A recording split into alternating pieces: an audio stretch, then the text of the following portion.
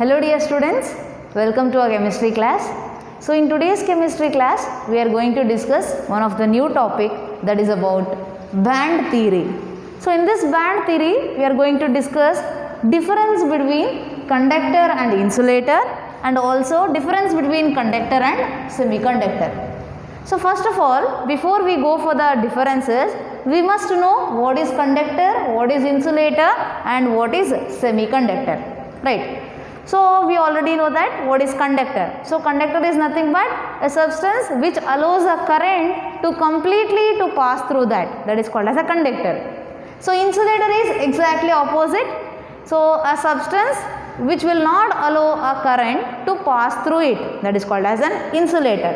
So coming to the semiconductor, it is also a substance which allows a little amount of the current to pass through it. So that is called as semiconductor.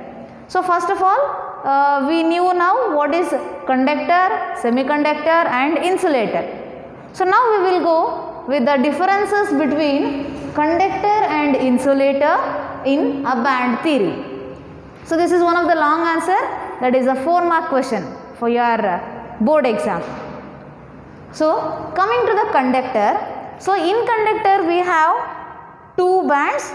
So one is a valency band and another one is a conduction band. So here in conductor, I am explaining about conductor.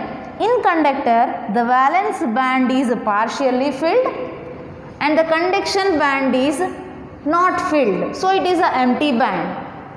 So this valency band, which is a partially filled, it overlaps the conduction band and the electrons that are present will start to move slowly and both the bands are overlapped. You can see here. So this is an partially filled valence band and this was an empty conduction band. Both the bands are overlapped each other. That means there is a flow of electrons from the valence band to the conduction band.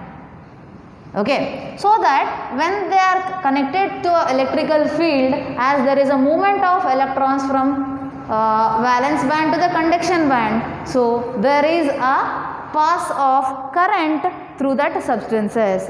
So in this way, where there is a overlapping of the bands and the movement of electrons flow and the movement of current is also flow. So that is why conductor is a device or a substance through which the current is able to pass completely.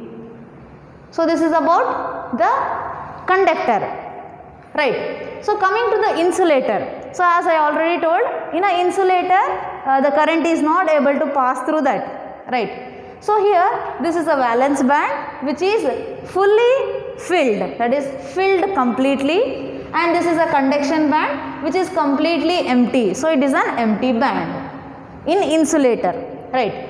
So as this valence band is completely filled and there is a large difference or large gap from valence band to the conduction band, so the electrons movement is not easy from valence band to the conduction band. So for that reason there is no flow of electrons from one band to another band and also there is no flow of current. So that's why insulator there is no flow of current at all. So this is the difference between the conductor and insulator in band theory. So here in insulator the very important point you have to remember is, as there is a large energy gap from valence band to the conduction band, so there is no flow of electricity or a current. So this large energy gap can be also called as forbidden zone. Okay, fine. So now coming to the difference between a conductor and semiconductor. So in the same way, last what I have explained. So here also we have two bands. One is a valence band and another one is a conduction band. So here in valence band it is partially filled and the conduction band is empty, that is it is not filled in conductor.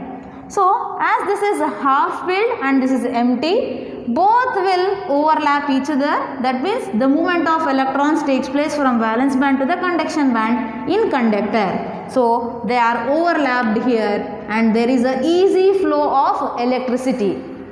So that is about conductor. So when we come to the top of semiconductor, here also we have two bands. One is a valence band and another one is a conduction band. So here valence band is a completely filled band and the conduction band is empty band. So as it is a fully filled and it is empty, and here there is a small energy gap between one band to another band. So as there is a small energy gap, there is a chance of few electrons to move from valence band to the conduction band. Only few electrons but not all the electrons. So as the few electrons movement takes place, only the few amount or little amount of the electricity is passed from valence band to the conduction band. So that is the reason in semiconductor or through semiconductor only the little amount of the current is able to pass. So here the important point to be noted down is in semiconductors due to the small energy gap little amount of the electricity is passed. In insulators due to large energy gap there is no movement of electrons and there is no movement of electricity also. So in this way in today's class we have understood about the band theory, in that the difference between conductor and insulator and difference between conductor and semiconductor. So this is also 4 mark question and even this is also carries 4 mark question. So very important topic. Thank you. In the next video we will meet with one more beautiful topic, dear students. Thank you.